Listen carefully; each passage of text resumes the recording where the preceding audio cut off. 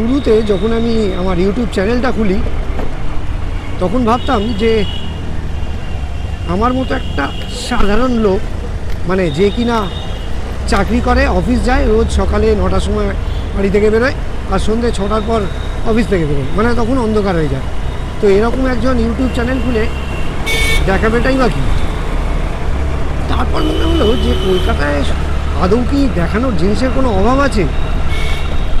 নিশ্চয়ই না। সত্যি কলকাতায় দেখানোর প্রচুর জিনিস আছে, খারাপও আছে, ভালোও আছে, আর অসাধারণ জিনিসও আছে। আর আরও একটা অ্যাডভান্টেজ হলো যে আমি আমার নিজের গাড়িতে করে অফিস যাই, নিজের স্কুটিতে করে। তো আমায় জাস্ট একটাই জিনিস করতে হবে, যে আমাকে অফিস যাওয়ার সময় হাতে একটু এক্সট্রা টাইম নিয়ে বেরোতে হবে, মানে আধা ঘন্টা নিয়ে বেরোলেও এনাফ। আর ঘন্টাখানেক নিয়ে বেরোতে পারলে তো কথাই নেই। তো চলো, আমি এখন বেরিয়ে পড়েছি, রোজকার মতো অফিস যাচ্ছি, গল্ফ গ্রিনে রয়েছি। না, আমি এখানে ইম্পর্টেন্ট না, ইম্পর্টেন্ট হচ্ছে আমি কোথায় রয়েছি। আমি রয়েছি গল্ফ গ্রিনের সামনেই লর্ডসের মোড়। তারপর যাব পার্ক স্ট্রিটের দিকে, আর হাতে একটু সময় আছে, চেষ্টা করব পার্ক স্ট্রিট বা ভিক্টোরিয়ার আশপাশটা তোমাদের একটু দেখাবার। এটাই হলো পার্ক স্ট্রিট। আমি ক্যাবাক স্ট্রিট থেকে পার্ক স্ট্রিটে উঠলাম। আর উইকডেজে সকালের দিকে, মানে 10টা সাড়ে 10টা নাগাদ দেখো পার্ক স্ট্রিট কীরকম কী থাকে, মানে কতটা ফাঁকা থাকে। শুরুর দিকটা আর শেষের দিকটা, মানে পিছনে আর ওই সামনে যে দিক থেকে পার্ক স্ট্রিট শুরু হচ্ছে, ওই দিকটা যদি একটু জ্যাম থাকে, তবে এই মাঝামাঝি জায়গাটা বেশিরভাগ সময়ই দেখেছি এরকম ফাঁকা থাকে।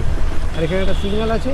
তবে এই জায়গাটা কিন্তু একটা বিশেষ জায়গা, মানে আর কিছুদিন পরেই নিউ ইয়ার চলে এলো, মানে আগে ক্রিসমাস ডে যাবে, তারপর নিউ ইয়ার। তো ক্রিসমাস ডে বলো আর নিউ ইয়ার বলো, এই পার্ক স্ট্রিট কিন্তু দারুণভাবে সেজে উঠবে। পার্ক স্ট্রিট একটা one of the most important জায়গা কলকাতার এই সময়, মানে ওই দিনগুলোতে পার্ক স্ট্রিটে লোকে ছেয়ে যাবে। আর যে জায়গাটা বলছিলাম বিশেষ জায়গা, ওই মোড়টা, ওইখানে প্রচুর লোকের ভিড় হবে। রাত 12টার সময় যখন নতুন বছর শুরু হবে, তখন ওইখানেই দাঁড়িয়ে সবাই সেলিব্রেট করবে।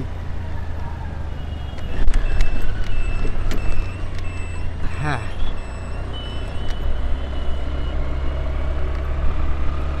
এবার বলো কলকাতাটা কেমন জায়গা।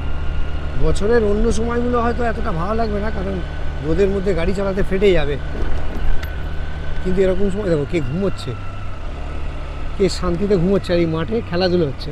আর সামনে একটা বিল্ডিং দেখতে পাচ্ছ, দাঁড়াও, গাছের মধ্যে দিয়ে ভালো করে দেখতে পাবে না, কোথা থেকে দেখাই।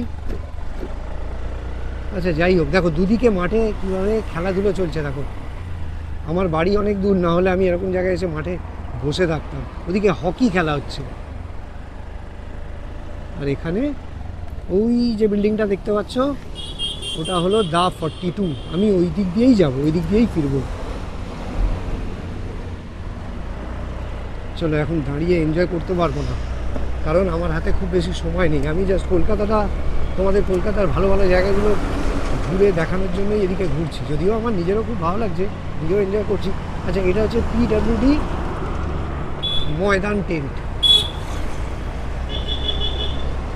এটা কি ঠিক বুঝতে পারছি না, CMD কিছু একটা হবে। সত্যি বলতে আমি নিজেও সব চিনি না, তবে কোনো অসুবিধা নেই, নিজেও চিনবো, তোমাদেরও চেনাবো। আমি যাবো সোজা, তাই আমাকে সিগন্যালটায় দাঁড়িয়ে যেতে হবে।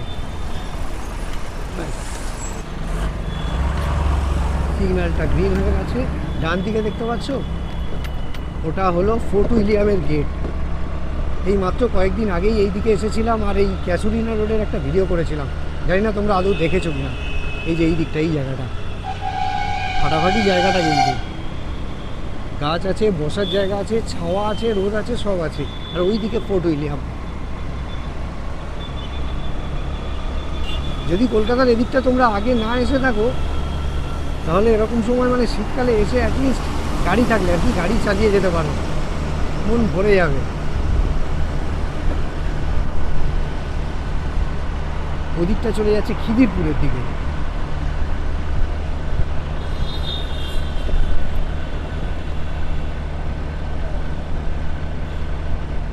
একটা জিনিস তোমাদের বলি, এখানে দেখো নো পার্কিংয়ের বোর্ড লাগানো আছে, কিন্তু এখানে সেরকম কোনো গার্ড নেই যারা তোমাকে গাড়ি পার্কিং করা থেকে আটকাবে।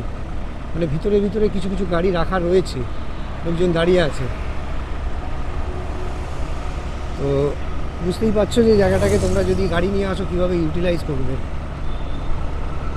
চলো এখানে ক্যামেরাটা একটু বন্ধ করি, তারপর ভিক্টোরিয়ার সামনে গিয়ে আবার অন করি। ও আচ্ছা, আরও একটা জিনিস বলে রাখি, এখানে কিন্তু নতুন একটা মেট্রো স্টেশন হয়েছে, ময়দান মেট্রো স্টেশন। ওই কী যেন ইয়েলো লাইন গ্রিন লাইন আমি ঠিক গুলিয়ে ফেলি, যাই হোক এখানে এই মেট্রো স্টেশনটা নতুন হয়েছে।